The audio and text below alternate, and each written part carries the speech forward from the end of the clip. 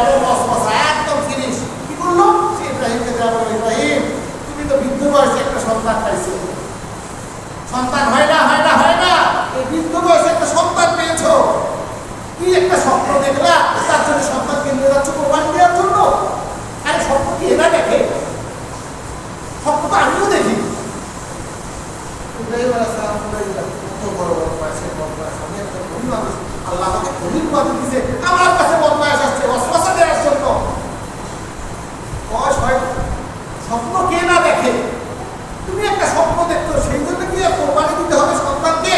শোনো, হাবিল কাবিলের গল্প জানো না?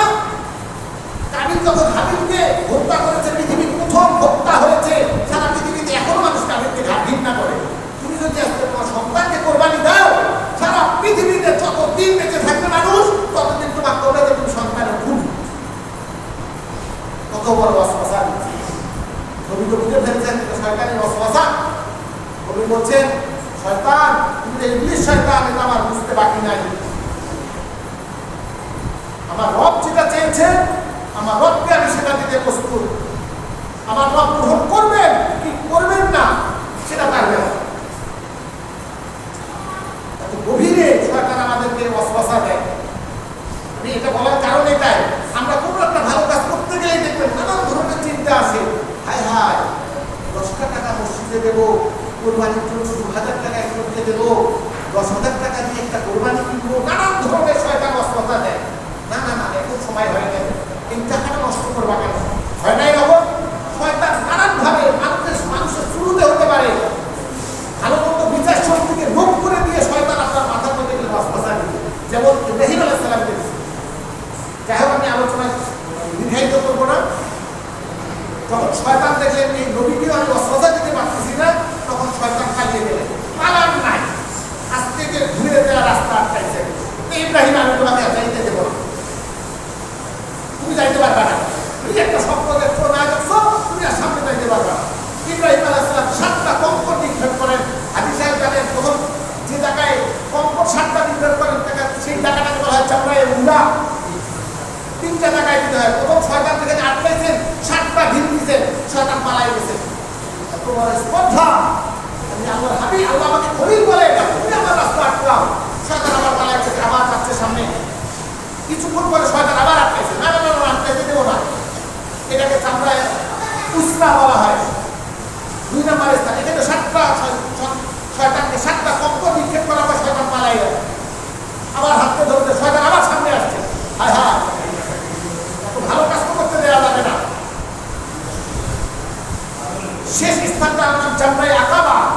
সামনে তাকান, এই রকম গল্প জীবনে শুনবেন না। জামরায়ে আকাবা শেষ স্থান, 3 নম্বর স্থান। আটকাইছে না, আপনার সামনে যাইতে দেবো না। বয়স্ক মানুষ কি ভুলভাল স্বপ্ন দেখছেন না দেখছেন, সন্তানকে নিয়ে যান। সেই 3 নম্বর স্থান জামরায়ে আকাবাতে ইব্রাহিম আলাইহিস সালাম আবার 6টা কঙ্কর নিক্ষেপ করে, তারপর শয়তান পালিয়ে চলে যায়।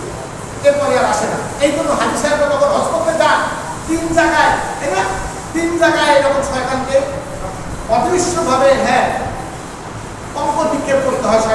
শয়তান আমাদের রন্ধে রন্ধে আমাদেরকে ওয়াসওয়াসা দেয় ভালো কাজ করার জন্য। তো যাই হোক, আমি আলোচনা 1 মিনিটে শেষ করবো। যখন অনেক বড় আলোচনা, আমি ঈদের দিনের জন্য আলোচনাটা রেখে দিই, আমি সংক্ষিপ্ত করি। যখন ইব্রাহিম আলাইহিস সালাম তার সন্তানকে কোরবানি দিবেন, সবকিছু শেষ, শয়তানের কোনো ওয়াসওয়াসা আর নাই। সন্তানকে ফেলিয়েছেন, এবার ছুরি চালাই দিবেন। আল্লাহ দেখলেন আমার বন্ধু তো জিতে গেছে, তা দিয়ে না না না, এই সন্তানকে যদি তিনি আজকে কোরবানি করে, কিয়ামত পর্যন্ত মানুষ তার সন্তানকে কোরবানি করা বাধ্য হয়ে যাবে। এটা তো করতে আমি দেবো না। তিনি ফেরেশতাদের বললেন, যাও চলে যাও, তাড়াতাড়ি আটকাও তাকে। জিবরাইল আলাইহিস সালাম আস্তে আস্তে চিন্তা করেন, হায় হায়, আমি যাইতে যাইতে না কোরবানি হয়ে যায়। জিবরাইল আলাইহিস সালাম দূর থেকে বলতেছেন, আল্লাহু আকবার, আল্লাহু আকবার। তিনি সঙ্গে সঙ্গে সূরা চালানোর সময় দেখেন কিতাবাত আসমান থেকে আওয়াজ আসছে, আল্লাহু আকবার, আল্লাহু আকবার। তিনি প্রতি উত্তরে বললেন, লা ইলাহা ইল্লাল্লাহ, লা ইলাহা ইল্লাল্লাহ। আমি স্বীকারোক্তি করে নিচ্ছি, মেনে নিচ্ছি। আর একজন তো নবী সময় আছে, ছোট মানুষ, তিনি বুঝতে পেরেছেন। তিনি প্রতি উত্তরে তিনি বলছেন, আল্লাহু আকবার ওয়ালিল্লাহিল হামদ, আল্লাহু আকবার ওয়ালিল্লাহিল হামদ। এই যে 2 জন নবী এবং আসমানের একজন ফেরেশতা, 3টা মাত্র বাক্য দ্বারা এত সুন্দর একটা দোয়া আল্লাহ তাআলা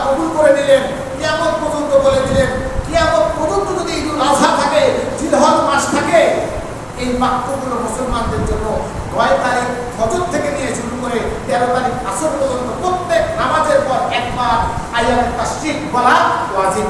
একবার বলা কি? আল্লাহ তাআলা খুব পছন্দ করছেন এই কথাগুলো, খুবই পছন্দ করছেন।